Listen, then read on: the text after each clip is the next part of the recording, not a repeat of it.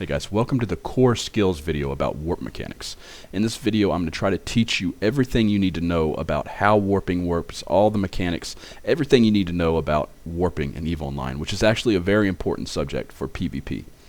So first of all, warping takes time. So to travel from one point to another point takes a certain set of time based on how fast your ship warps.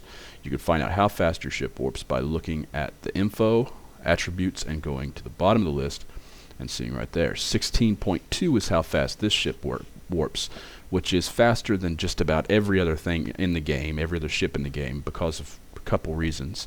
It's a stiletto interceptor. It's meant to intercept things, so it already has a high base speed of warping.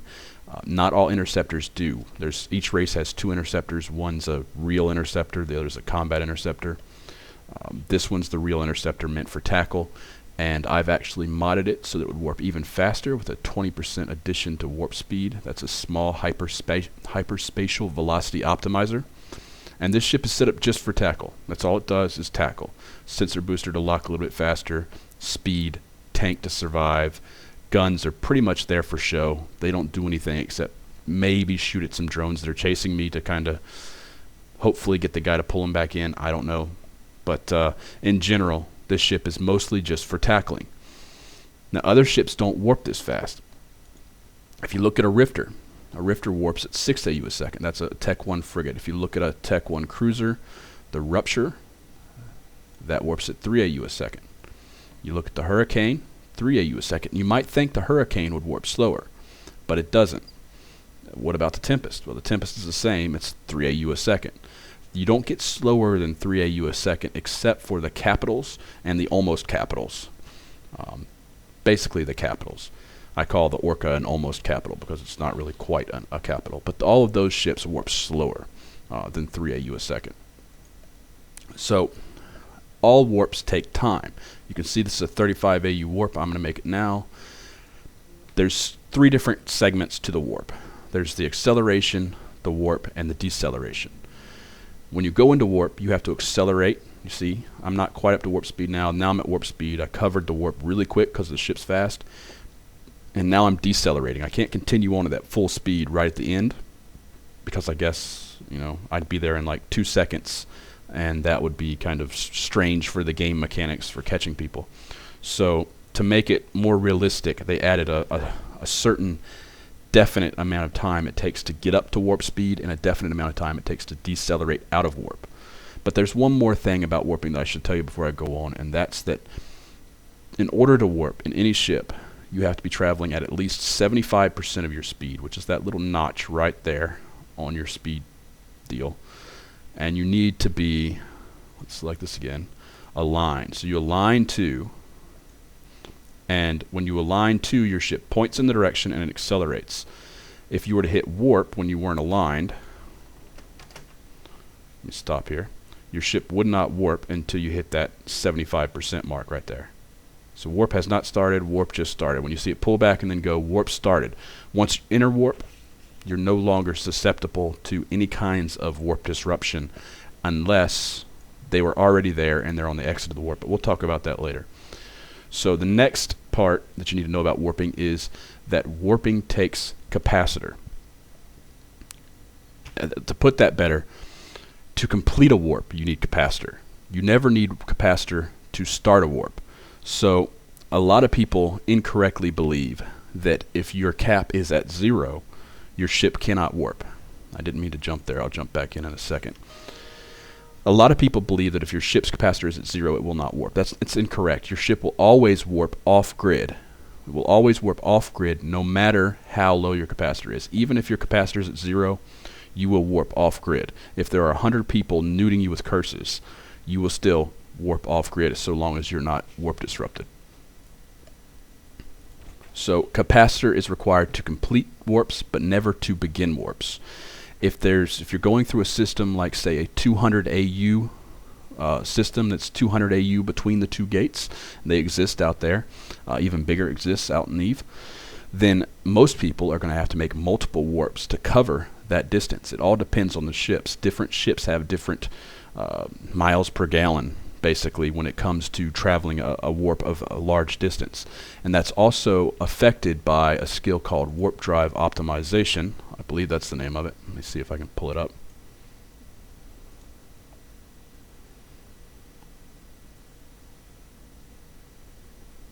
It'll be at the bottom. Yeah, warp drive operation. Getting that skill to at least level 4 is pretty huge. Level 3 if you're real new to the game. But getting that skill up will be a big help to you when it comes to making those big warps, especially in fleets where the fleet's going to land on the gate and you're saying, hold up guys, I've still got to make 2 more warps to cross this system.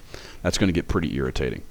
So warping takes capacitor to complete but never to begin.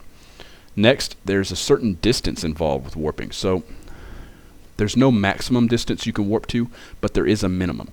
I can't warp to that gate that's 12k away. I can't do it. You know, if I try to, it's not going to even give me the option. But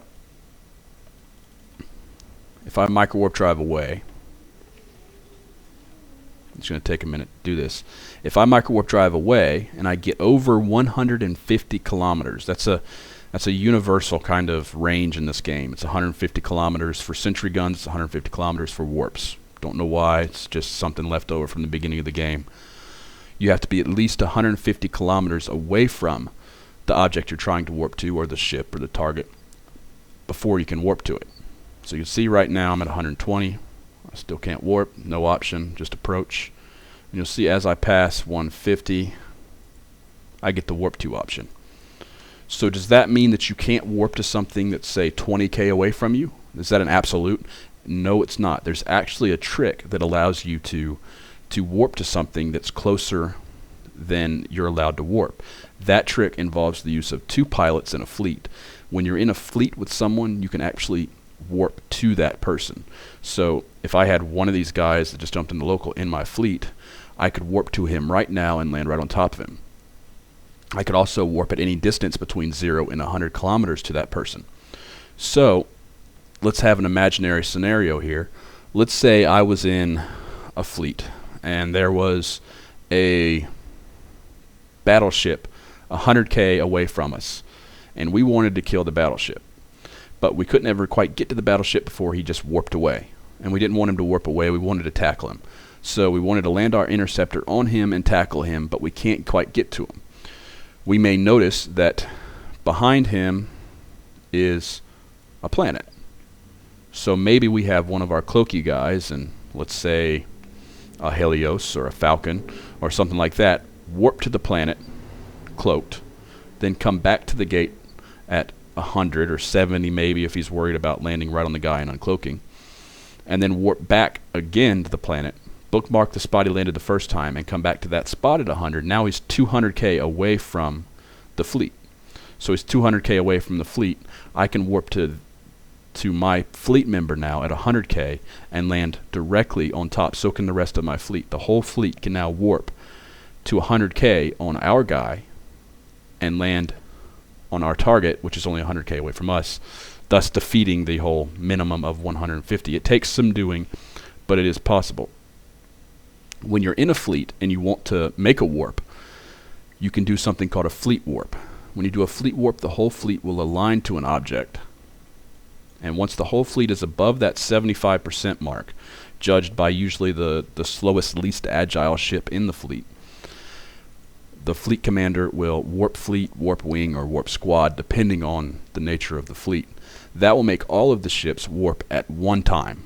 All of the ships will take off and go into warp at once. Looks kind of cool. They all land at once. It's kind of a good maneuver, because if you all warp at once, you're less likely to have one guy get caught and held back while the rest of the fleet leaves, and then the fleet can't get back in time to help the guy. So if you have a fleet warp, you know, you would think, what happens if you have interceptors and battleships in the same fleet warp? At what speed do they warp? Well, they slow down to the slowest speed, to the speed of the ship that has the slowest warp speed in the fleet. So my super fast warping Stiletto would only travel at 3 AU a second, because it would stay with the fleet. Next is the warp disruption. So there's 4 different kinds, basically, of warp disruption in the game. There's warp disruptors. They're plain warp disruptors, where a Tech 2 warp disruptor, a warp disruptor 2, can do 1 point of warp scrambling strength at 24 kilometers. That's unbonused, but we don't need to talk about that.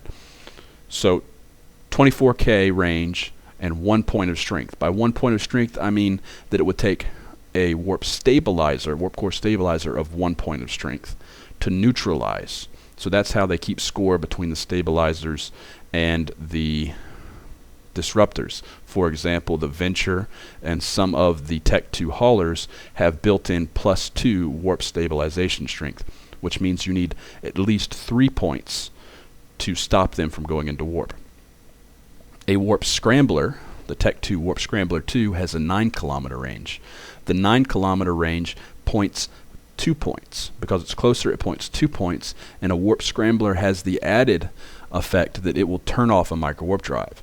If there was a Tyrannus here and he was chasing me down and I was micro warp driving, the moment he put his scram on me, my micro warp drive would turn off. It wouldn't wait for the rest of the cycle to finish. It would turn off right that second, which would slow me down and put me at risk to being killed.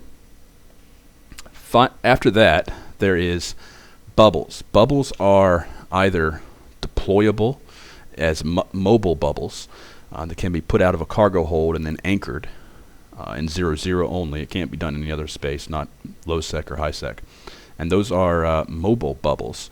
And there's also interdictor bubbles, which are probes that are shot out of a high slot module on an interdictor. That's a Tech 2 destroyer. And those are sent out, and those are bubbles that last for 2 minutes. And finally, there's the heavy interdictor bubble, which is a bubble that's emanating from the ship and moves with the ship of a heavy interdictor. It's a Tech 2 cruiser. That's a heavy interdictor bubble, and all of these bubbles only work in 0-0. So our final type of warp disruption is what a heavy interdictor uses in low sec, and in some cases maybe in null sec, and that is a focused point. A focused point is what happens when the heavy interdictor puts a script in his interdiction module, which means that he can use that now to point just one ship at a time. So in low sec he can point, but the cool thing about the focused point is the only, well, it's not the only, because a bubble is technically an infinite point as well, but a focus point is an infinite point. So if you point a Venture or a Tech 2 cruiser that has the warp stab built in, you're guaranteed of stopping it from warping. That makes the heavy interdictor focus point kind of interesting. Another fact that is interesting about the bubbles and interdictors is super capitals, motherships, and Titans can't be affected by regular disruptors or scrams. You have to use a bubble or a focus point to hold a super capital on the field. That pretty much covers it for warp mechanics. If you have any questions, post a comment, and I will do my best to answer you.